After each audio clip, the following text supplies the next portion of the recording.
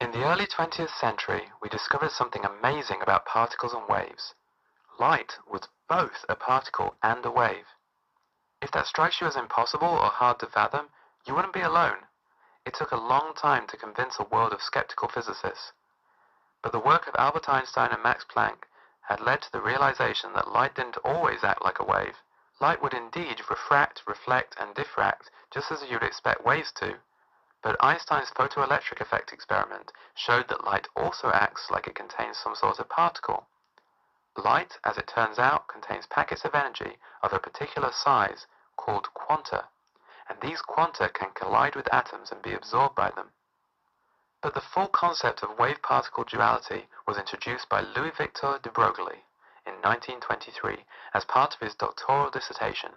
He suggested that perhaps not only did waves like light behave as particles, but particles could also behave as waves. He suggested that matter had wave-like properties.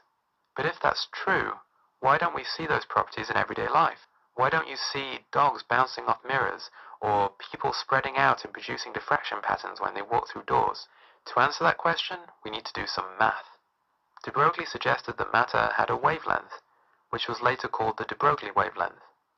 The de Broglie wavelength, lambda, of an object or particle, measured in meters, would be equal to Planck's constant h, which is just a number that's always equal to 6.63 times 10 to the negative 34, divided by the momentum of the object or particle, p, measured in kilogram meters per second. And let's also remember the basic equations for momentum, which say that the momentum of an object or particle is equal to the mass, measured in kilograms, multiplied by the velocity, measured in meters per second. To test this out, let's try calculating the wavelength of, say, a grand piano. Suppose our grand piano weighs 400 kilograms, and let's roll it down the stairs, such that it's moving at a speed of 2 meters per second. What is the wavelength of the grand piano?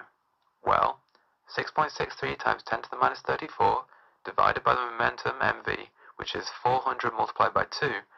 Type that all into a calculator, and that gives us a wavelength of 8.3 times 10 to the negative 37. This is a tiny, tiny number. What this means is that for a grand piano to act like a wave, for example by diffracting as it goes around an obstacle, the obstacle would have to be just 8.3 times 10 to the negative 37 meters across. Significantly bigger, and nothing would happen. To put that into perspective, an electron is 10 to the negative 16 meters across. So the obstacle would have to be 1 and 21 zeros smaller than an electron. No such object even exists.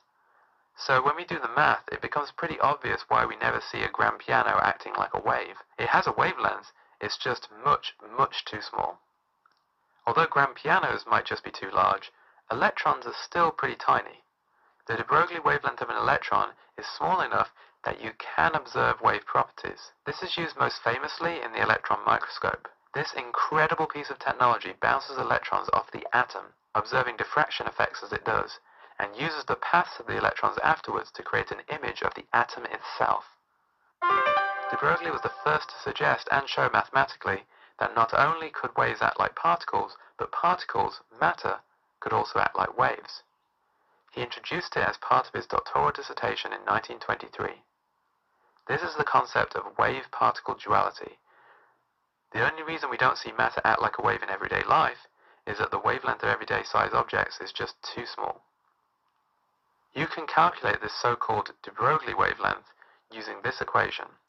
It says that the de Broglie wavelength, lambda, of an object or particle measured in meters would be equal to Planck's constant h, which is always 6.63 times 10 to the negative 34, divided by the momentum of the object or particle, p, measured in kilogram meters per second. Probably the most famous application of this theory is the creation of the electron microscope, a device that uses the wave properties of electrons to create an image of the atom itself.